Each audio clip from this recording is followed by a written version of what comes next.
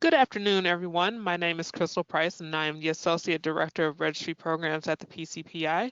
And we are excited to present our final webinar in our measure testing series, Measure Testing and eCQMs. One moment, please. So we're going to go over a few items before we get started, including the welcome and housekeeping. We'll go through our introductions and then the presentation and the discussion.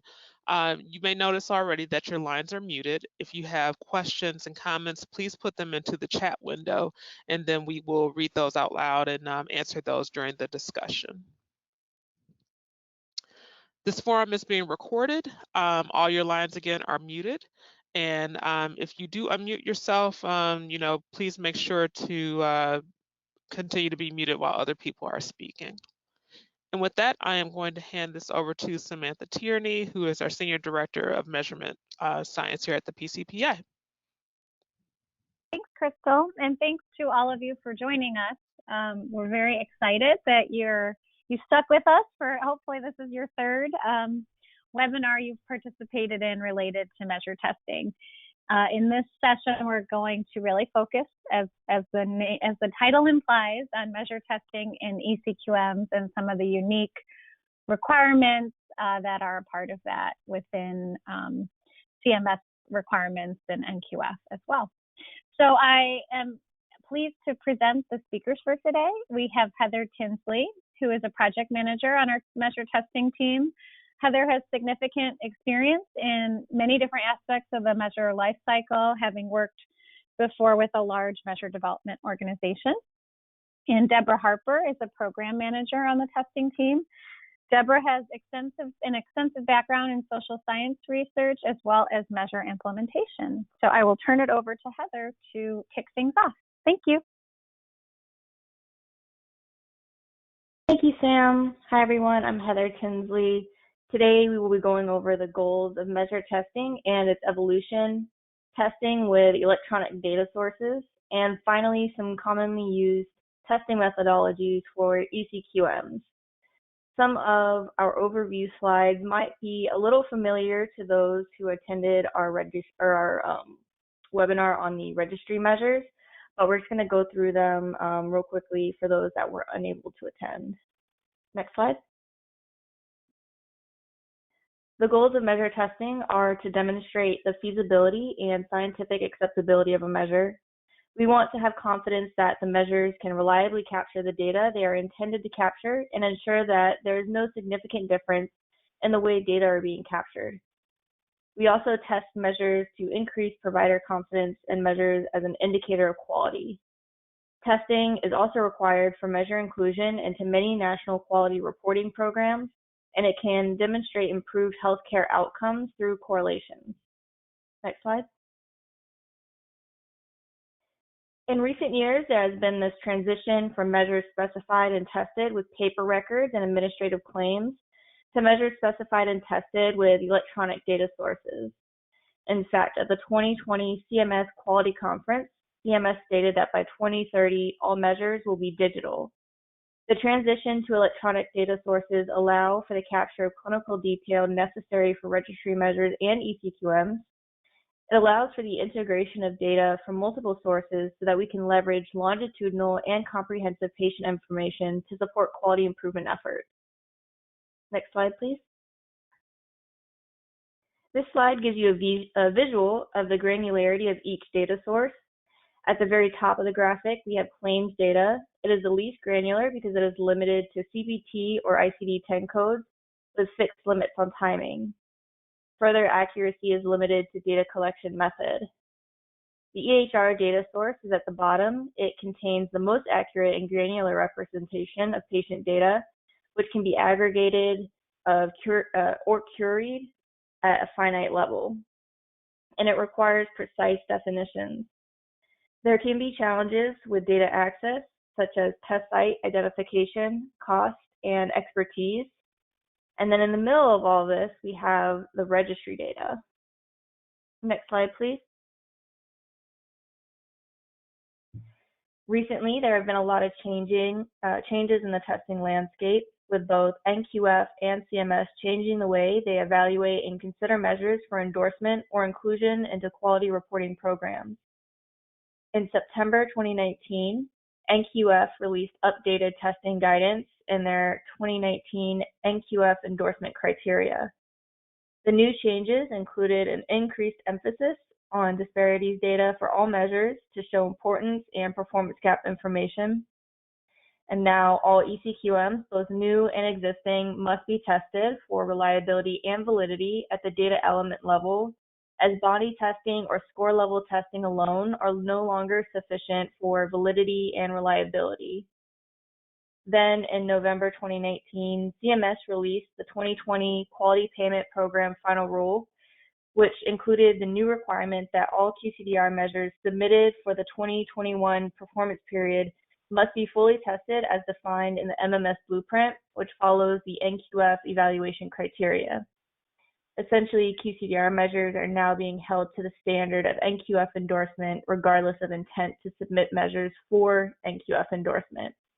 And for our QCDR stewards that might be listening in today, when submitting your measures, we recommend classifying them as registry measures, regardless of how the measure is specified, in order to ease the burden of the testing requirements.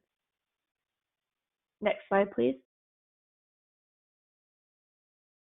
Even more recently, CMS has released additional guidance in response to the COVID-19 pandemic.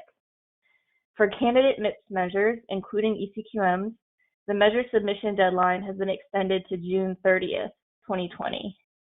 Additionally, CMS has announced an extension of submission for new or updated testing related supporting data to September 4th of 2020. If you submit your measure by June 30th and request a testing extension, and you send that request to pre-rulemaking@thetel.org.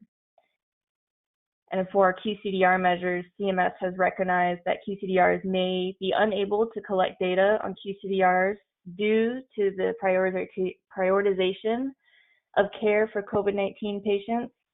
Therefore, CMS is delaying implementation of the QCDR testing and data collection policies by 1 year, from the 2021 performance period to the 2022 performance period. And just for clarity, your testing will be submitted for the 2021 self-nomination period. Next slide, please.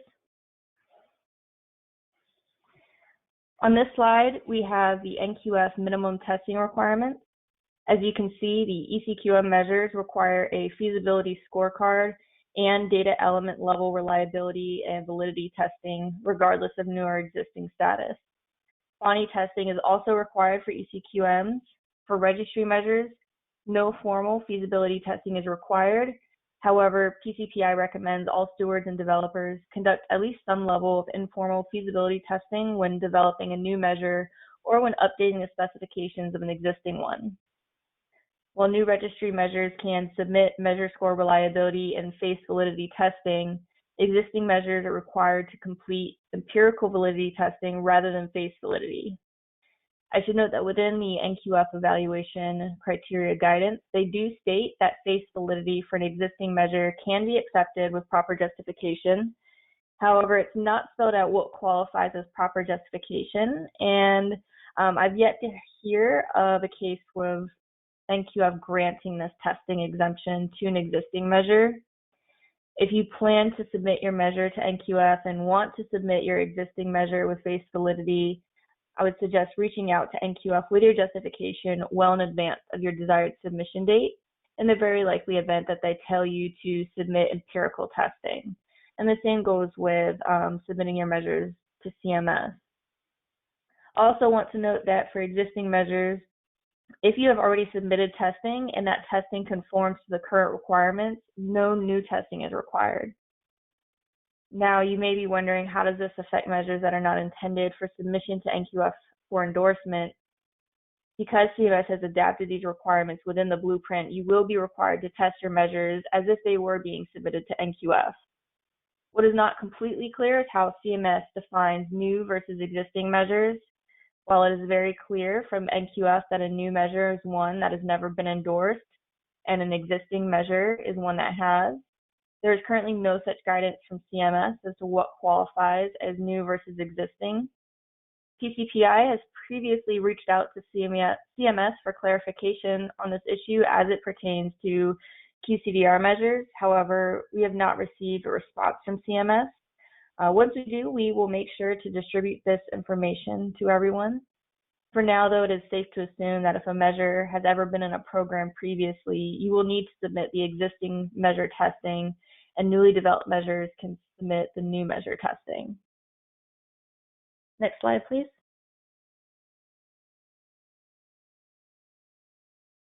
Feasibility testing is one of the first components of measure testing that stewards and developers may want to consider. Feasibility testing allows you to gather qualitative information on a measure that may contribute to further refinement of measure concepts and technical specifications. It allows for the identification of potential challenges to the measure implementation. Through feasibility testing, you may be able to formulate strategies for data collection and analysis, as well as develop plans for integration of the measure and anticipate unintended consequences. Next slide, please. There are several ways in which you can conduct feasibility testing. The most common include feasibility assessments via the NQF Feasibility Scorecard and testing of a simulated patient deck, provider and patient interviews, and focus groups. For eCQMs, the Feasibility Scorecard and the simulated patient deck testing, which is completed through Bonnie, is required. Additional qualitative feasibility testing can be done with interviews and focus groups. Provider and patient interviews are where we can sit down with those being impacted by a measure and ask questions regarding feasibility. And finally, focus groups, which are similar to the clinician and patient interviews, but are conducted in a group setting and allow for collaborative, interactive discussions. This can be done with an expert panel or with an expert group outside of those involved with measure development. Next slide, please. The NQF Feasibility Scorecard is an Excel worksheet intended to rate data elements within a measure on a 0 to 1 scale related to data availability, which is the extent to which the data are readily available in a structured format across EHR systems, data accuracy, the extent to which the information contained in the data is correct, data standards, which are the extent to which the data element is coded using a nationally accepted terminology standard and mapped to the QDM, and finally workflow, the extent to which capturing the data element impacts the typical workflow for that user. The goal with this is to see whether there are any feasibility issues with specific data elements that should be addressed prior to implementation, although this should also be used as a decision support tool prior to conducting scientific acceptability testing as well. Next slide, please.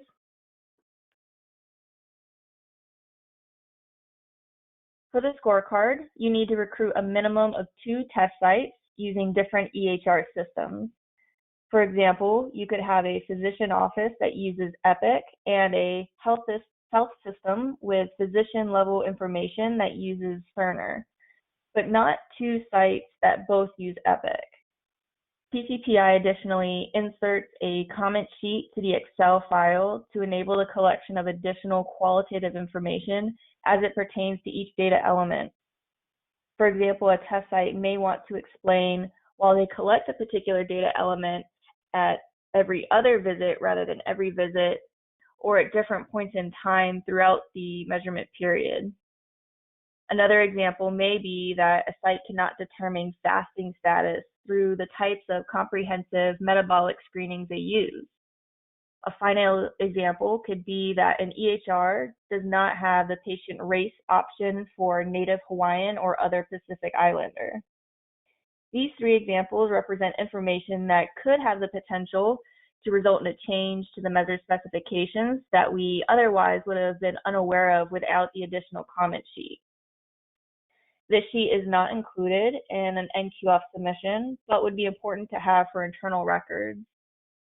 Finally, in the scorecard, for each data element that scores a 0 among the 4 categories, you must detail a feasibility plan. This could include a statement supporting the ability of EHRs to integrate a data element into their system given appropriate time, resources, and informatics support. I want to note that it is important that you schedule time with each test site to go over the feasibility scorecard and explain to them exactly how you need the form to be filled out. Sometimes there is confusion about what is typically performed at a site versus the breadth of what information is available and accessible within the EHR system. We need the latter information for the NQF scorecard, so make sure you emphasize that. Next slide, please. I mentioned test sites in the course of describing the NQF scorecard, and that is because they play a crucial role in eCQM development and testing. They provide an important resource for data and opportunities for future collaboration. Selected test sites can be used for the entire testing process, including reliability and validity, or if resources do not allow for a site that participated in feasibility testing to also participate in data collection for reliability and validity testing, you can recruit another test site. However, for continuity, it is preferable to use the same test sites for the entire testing process. Choosing the right test site depends on the type of measure and the clinical focus area. For example, you would want to recruit an ambulatory care or outpatient rehab facility for an ambulatory rehabilitation cost measure and not an inpatient nursing home facility. However, you may have a measure that applies to multiple settings, which would mean ideally you would recruit sites representing all applicable settings. This is not always possible. For example, the PCPI has a cardiovascular measure that applies to both inpatient and outpatient settings. However, we could not identify willing inpatient testing partners. Therefore, we conducted the testing within the outpatient sites that were willing to support testing and submitted this to NQF.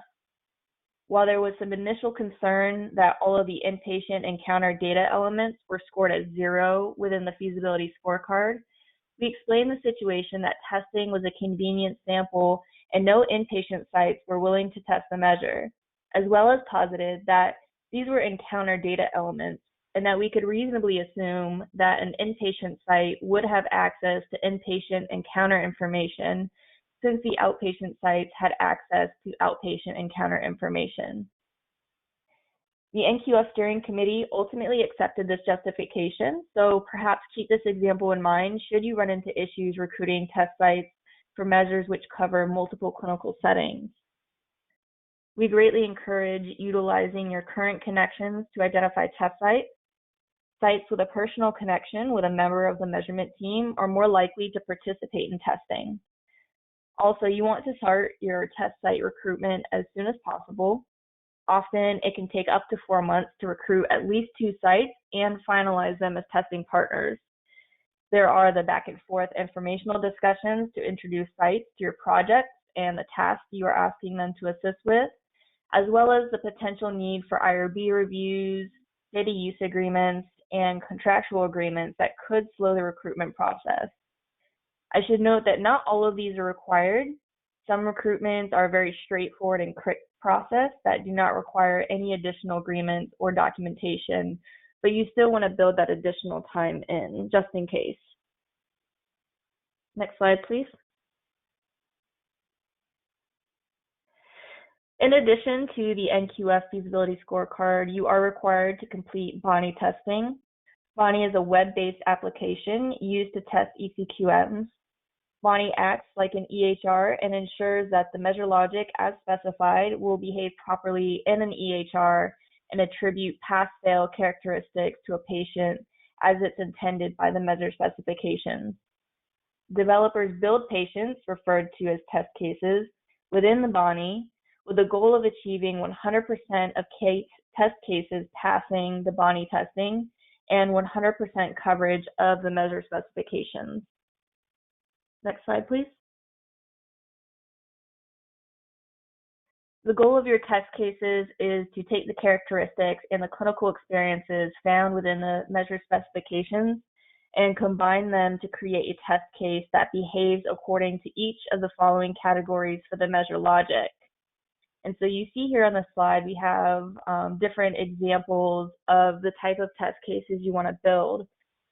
I also want to note it is best practice to include some edge cases. And by that, I mean if you have an age requirement of 18 or older as of the start of the measurement period, you would want to create identical test cases that where one turns 18 on January 1st, one turns 18 on December 31st, and another that turns 18 on January 2nd. Those first two cases, you would want to pass that age 18 or older criteria as of the start.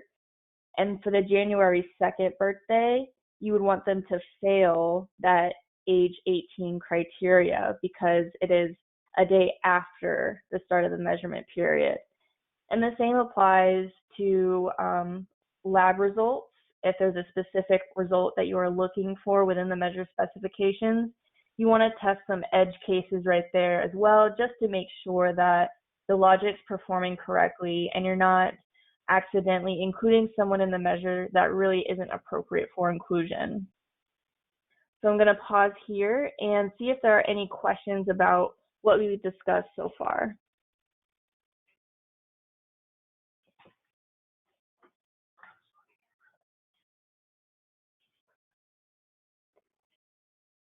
And Crystal, are there any comments coming through that are being directed to you? Because I can't see all of them.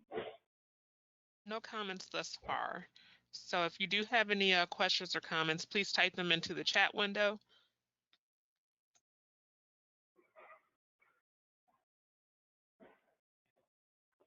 And I do want to know if you think of a question later on that you weren't able to put in the chat window quick enough, we have an email at the end of this presentation, and you're feel free to email your questions there and we will respond, or you could email myself or Deborah directly with your questions.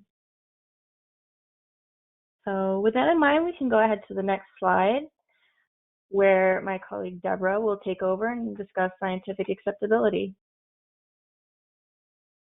Thank you, Heather.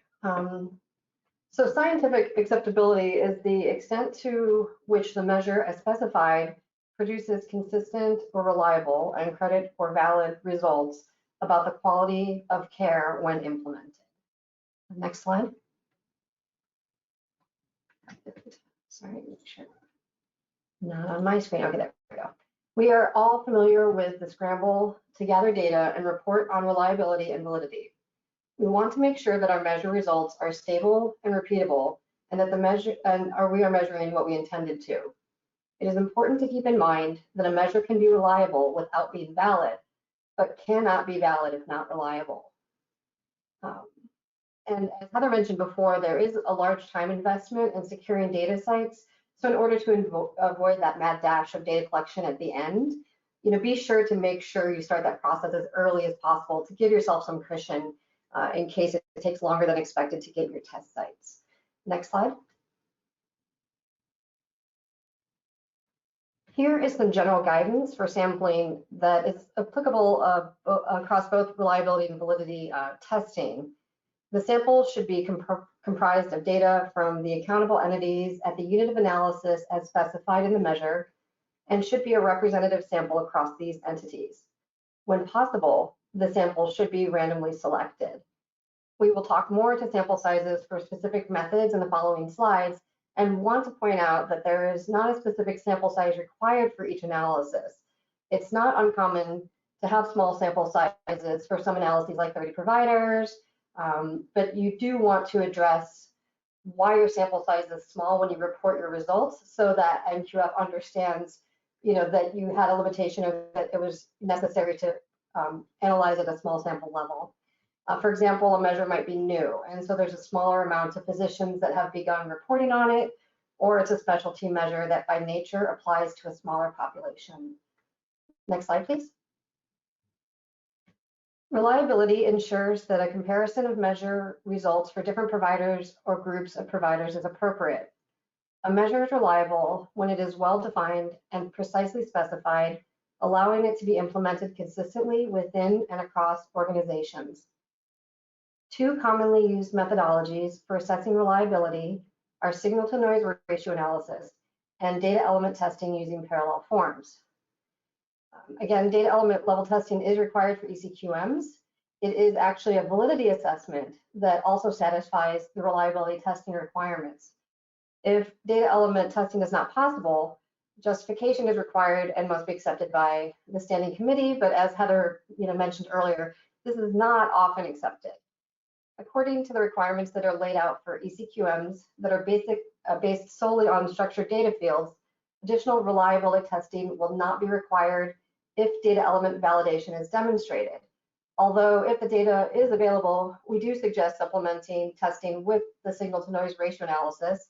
As the sample size for data element testing may be smaller, the additional signal-to-noise ratio analysis helps to strengthen the argument for the representativeness of the reliability of the measure. Next slide. Signal-to-noise is defined as the proportion of variation in the performance scores due to systematic differences across the measured entities in relation to random error. Signal is the systematic differences, and noise is the random error. Signal-to-noise is measured at the score level while comparing providers. Note our examples are given for provider level analysis, and you can use the same methodology for group level analysis. Signal-to-noise is calculated as the ratio of provider to provider variance divided by the sum of the provider to provider variance plus the error variance specific to a provider. A reliability of 0 implies that all variability is due to measurement error. A reliability of 1 implies that all variability is attributable to differences in provider performance. For simple measures, a beta binomial model of distribution is used and defined by the parameters alpha and beta. Next slide. And by the way, I'm going to speak to the sampling considerations that you just saw, so don't think we're skipping by that. Reliability is estimated for each unit of analysis, and we report the overall reliability score and describe the reliability distribution. Overall reliability is the average reliability across the providers. Reporting the reliability distribution helps us to understand how consistent reliability is across the providers. For example, is the reliability similar or much lower for providers with smaller numbers of patients? Is the reliability similar or different for providers in different locations? While there's a small amount of variation in definitions of medium or high reliability, it is generally accepted that the scores in the 70s and 80s indicate medium to high reliability, and scores in the 90s are indicative of high reliability. So speaking to sample size, while there is no exact minimum sample size, we have been able to see results that are significant at around a sample size of 30 physicians. And if their patient load is high, you may be able to skirt a little bit lower than that number just because you have strength in that patient size, say that they have, 50 to 100 patients per provider. Additionally, while you will include physicians regardless of the number of patients in their denominator, it's beneficial if a majority of physicians have at least 10 patients in order to see some variation within the provider results. And I've listed here a resource that you can come back to after we publish the slides that I would suggest reading if you are planning to do your own signal-to-noise ratio analysis. And next slide. Validity is assessed through the analysis of whether the measure as specified measures what is intended to. A few common used methodologies are face validity, empirical validity, and data element testing through parallel forms. While it is only required for eCQMs to conduct data element level testing, we do recommend supplementing the testing with the additional methods if resources are available to do such. Next slide. Jumped in. For data element testing using parallel forms, a comparison of an automated report is made against manual abstraction of the same patients. The manual abstraction is considered the gold standard. Developers should test on the number of EHR systems they feel appropriate, and at minimum, 2 different vendors is required. As a testing approach for eCQMs, it is expected that each data element should exist in structured fields. And we want to point out that this method could also be used on registry data for measures where elements are in structured fields. Heather spoke earlier to test site recruitment, and we want to highlight that for data element level testing, this method, again, takes a lot of time, is also very, can be expensive, and can take a lot of resources from the sites. So there's significant time needed to recruit sites and negotiate any agreements or contracts necessary. There may be financial costs in the form of contractual payments or stipends that are given to sites for their participation. Additionally, there's considerable time invested in creating the materials for the sites, conducting training, and being available for consultations during the process. We also recommend that you meet with your sites at the end of data collection to review the data, just to make sure everybody's on the same page, all the data that was reported is accurate, and then also use that time to discover any barriers that were encountered in that process to fully understand the data elements, and that actually can also inform some of your feasibility results too. Next slide, please. Sites draw a sample from patients that have been determined to meet the initial patient population for the measure. The resource below on goodness of fit provides a methodology for determining sample sizes, and you can find additional articles by these authors for additional information as well if you want to continue that reading journey. From our experience, we generally recommend a sample size of around 100. This will allow for a greater likelihood of reaching significance while keeping in mind the level of effort that's required for manual abstraction. Once you get above 100, you're really pushing your sites and their resources with the amount of time it takes for manual abstraction of cases. But if you go too much under 100, you may run into having a hard time with some of your data elements that aren't as commonly present in EHR and having a sample for that element that's high enough to reach significance. Inter-rater agreement is calculated using Cohen's kappa to determine how well the electronic abstraction from an EHR registry can replicate manual abstraction and percent agreement, and correlations for each data element is reported. Next slide.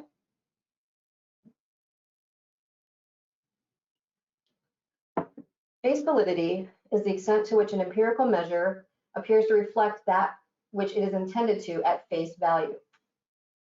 Data is collected through assessments by experts on the measure topic or in measure development who did not participate in measure development. Agreement is assessed using a Likert scale to indicate the level of agreement, and percent agreement is calculated as the number of agree or strongly agree responses over the total eligible responses. It is good practice to obtain face validity in addition to empirical validity. The sample size can be smaller as we are not testing for significance. We have successfully submitted face validity as a component in our testing with as little as 10 experts. Remember, face validity by itself is only allowed with justification. This has to be accepted before the submission of the measure, and quite frankly, again, it's not really oftenly accepted. Next slide. Empirical validity is the extent to which the measure quantifies what it claims to be measuring. A correlation analysis of two scores at the provider level is conducted and a reliability score is calculated. For process measures, it is most common to compare scores against related measures that have been validated, often based on similarities in the numerator or denominator. For outcome measures, it is most common to compare the prediction of outcomes across multiple points in time. Thinking about sample size, we are often utilizing reported data and have sample sizes in the hundreds, so we don't run into an issue with significance generally. But in order to reach significance, if that's a problem, we would recommend a minimum of around 100. And if it's really an issue, I would say maybe don't go below something like 50. While there's some literature that might indicate a sample of 30 is sufficient, it really can be difficult to reach significance at that size. If you're interested in conducting empirical validity, I would also suggest you go back to our first webinar.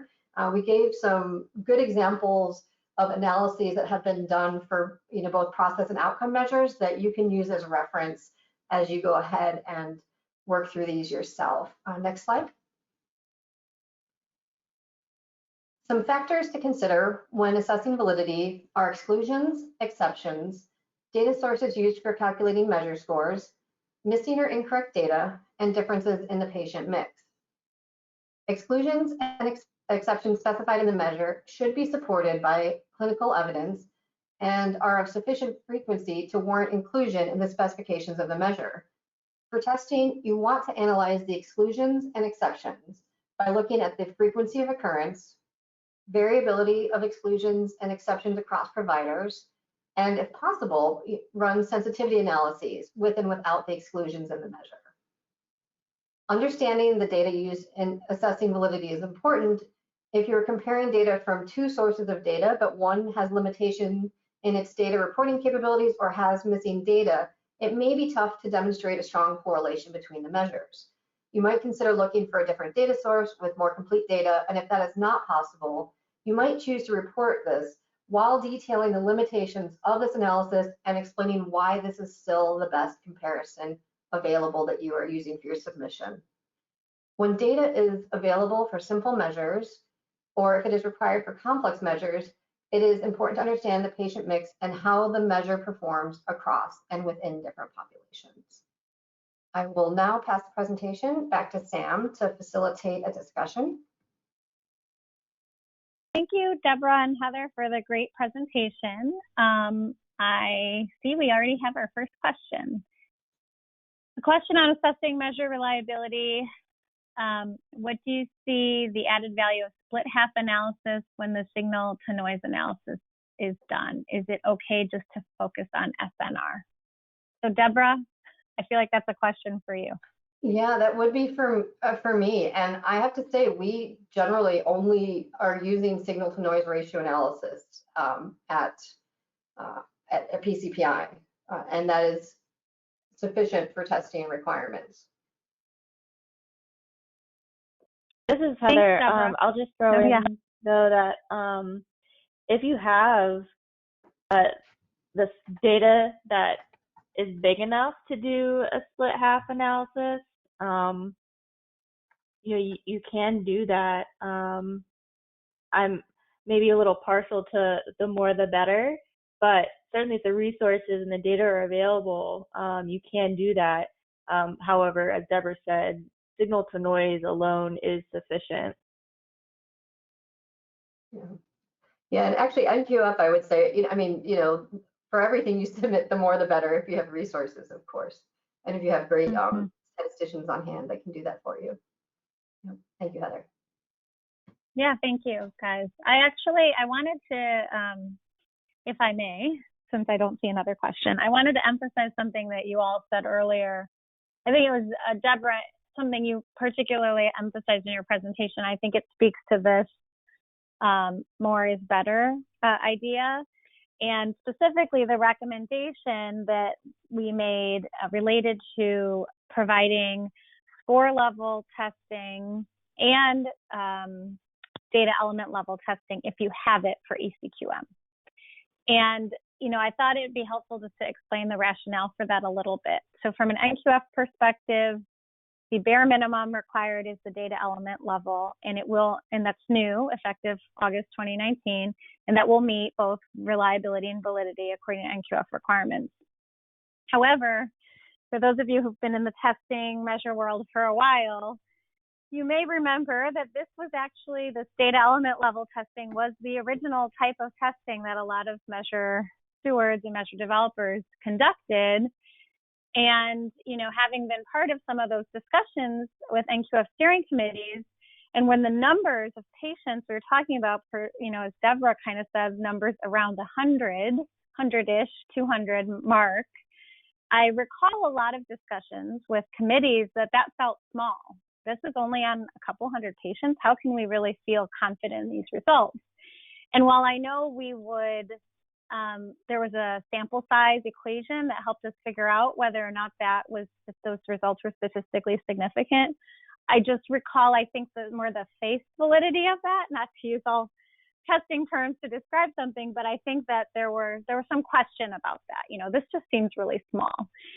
And then when the measure community and NQF more shifted to the score level testing, the types of numbers of patients you were talking about for any given measure, I know for some of our larger measures, we were talking about patient numbers in hundreds of thousands, maybe even 1 million for like our most used measure. And so from a committee perspective, at least my experience was that the committees, found that information much more meaningful, useful to make their determinations, and they felt really, much more confident because we're talking about a lot of patients. So even though the NQF requirement is data element only, I suspect some of what we heard back in the day when the requirements were to look at data element only or when the requirements were a little more flexible, I think some of those comments when we used to, that was the method of testing that was in favor, will come up again. I don't know we've had a number of measures go through NQF. I don't think we've seen any that have gone through with these new eCQM requirements and only data element level of validity, but I suspect those kinds of comments about low sample sizes and how that would be generalizable will come up again. So just to give you that kind of background about, why we were thinking that, and of course, recognizing that then you're talking about more expense, more resources, but just to give you kind of that background as to our rationale. So I'll stop there and see, are there any other questions? Please type them into the chat if you have anything else that you'd like to ask.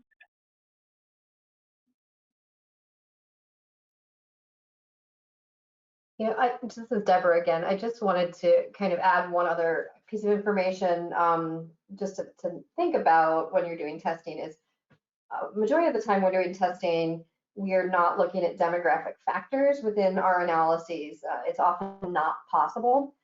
But when you actually do have data, it's your data source potentially, and you do have demographic data, it is looked very favorably upon if you can incorporate the results and looking at it with demographic factors in mind or payer factors in mind. So just often not something we can do, like especially for using MIPS reported data, but when you can, please think about adding that just to strengthen your analyses as well.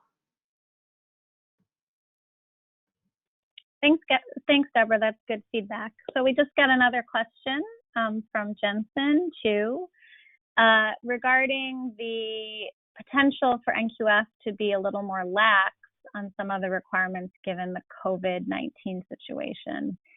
And I guess I'll start with answering that question, see if my colleagues have any other thoughts, and then I'll move on to the second question. So, I do think we've certainly, CMS is, trying to be more lax, as was noted in some of their recent statements and recognizing the current situation we find ourselves in. So I have to imagine, and, CMS does fund a good portion of the NQF endorsement reviews.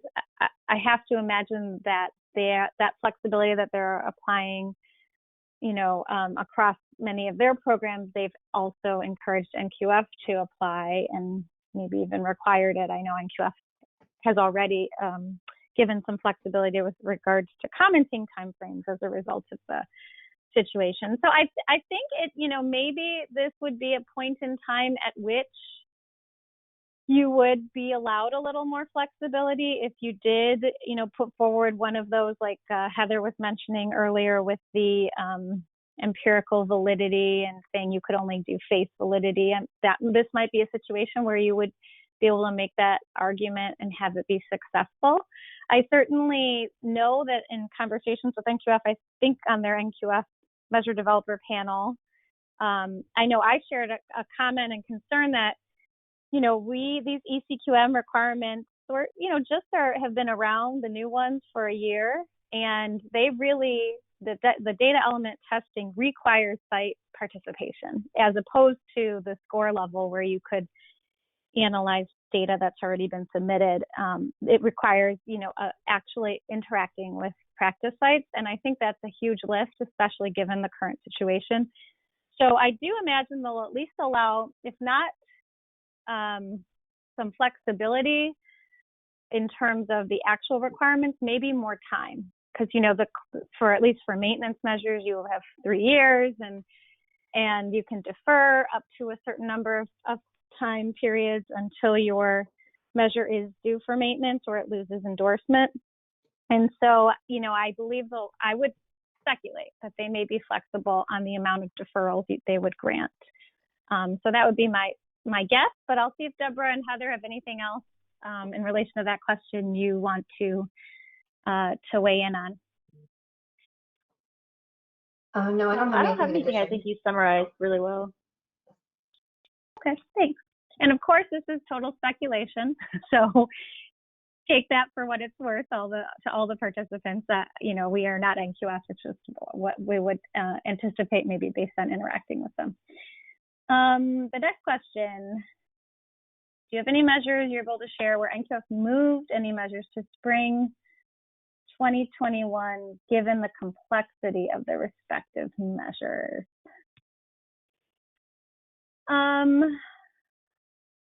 I don't have an experience where specifically it was because the measures were complex. I know that because of this extra commenting timeline, that has kind of shifted some measures into where they could kind of see two different scenarios, measures that have no comments, and then that could kind of just not even need to be discussed by a committee and move forward to the CSAC for ratification. And then they have another scenario where measures could have a lot of comments, and then be kicked into the next cycle for that because of just the way timelines are going to work with that extra commenting. That's the only situation I'm aware of, but I don't know, Jensen, if you could expand on that question more. I may not be understanding it. Or in Deborah and Heather, if you guys think you're getting at it better than I can, please feel free to comment. I would just further emphasize your previous statement about, you know, if you are unable to access the data necessary for your measures, either due to their complexity or just due to the nature of the type of data that you need, you know, reaching out to NQF and seeing if you can get a deferral for your testing or an exemption for the type of testing, with the promise to maybe do, like if you were to submit validity this time around, with the promise of next year coming back for an annual review and submitting full testing.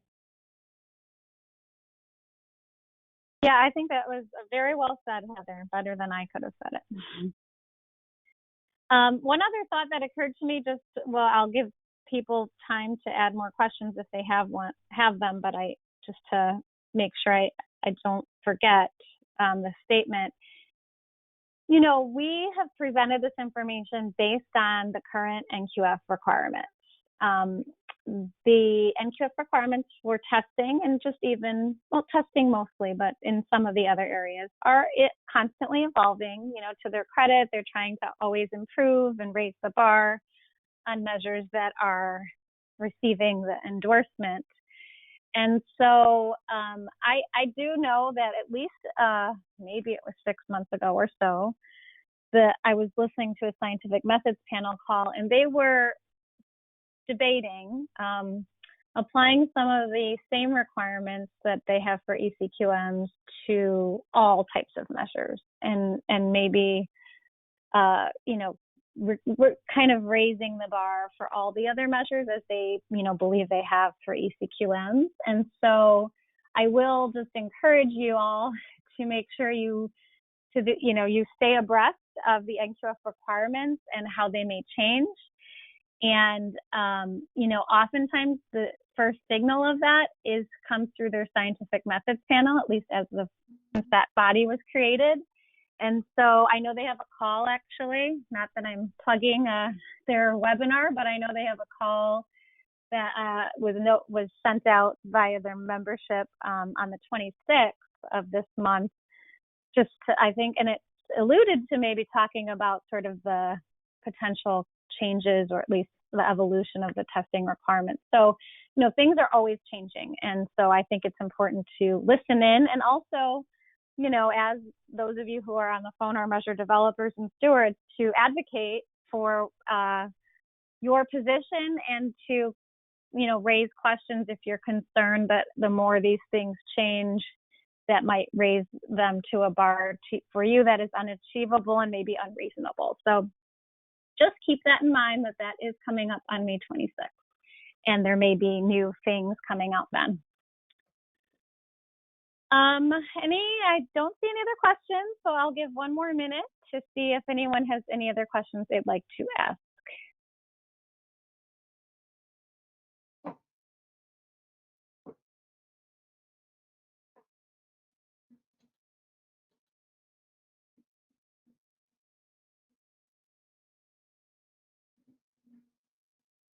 Okay, well, I'm not seeing any. So as Heather had said earlier, if you have any questions, you can reach out to us individually or through the general PCPI email. I'm going to turn it back over to Crystal, who's going to wrap things up for us. Sam, this is Jensen. I actually had one question. Oh. Can you hear me? Oh, yeah, how'd you get off mute? I have no idea. Okay, feel free to speak. Can I follow up on the comment that you made? Is that possible? Yes. Okay. Please. Very good. So first off, thanks for the examples. I think that was very helpful for our team to hear your guys' feedback of different examples, and Deborah and Heather and you. It was a good presentation. The question I had follow-up would be related to that delay I alluded to. So I think April 20th or something around then, NQF had that meeting for all of us. I think a number of us on the phone attended related to the COVID potential delays with their measures.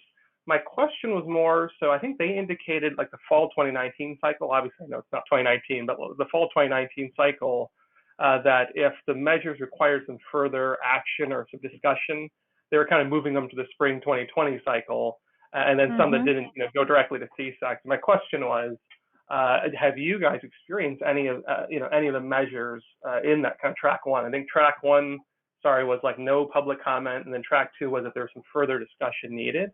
And my question was, you guys are familiar with any, or able to share related to that track two was kind of the question. So sorry for the vagueness on the portal. Well, no, that makes sense. And at least I was kind of guessing where I sort of mentioned that, but I wasn't sure. Yeah. So yes, unfortunately, one of our measures, it has fallen into that bucket because even though the public comment period has yet to conclude, the measure, actually both measures, one of them, they ended up in the gray zone. So for those of you who are not that familiar with NQF, it means they did not get past the 60% majority in one aspect of the evaluation criterion. And so even if they get no comments or all the comments are super supportive, the committee has to at least meet and discuss that one particular criterion again. And so those measures have been deferred again, yes. And they were already deferred for another reason. And so now these measures have been under review, I would say, from the time we submitted till the time the review will be complete, like 2.5 years. So yeah, we have experienced that.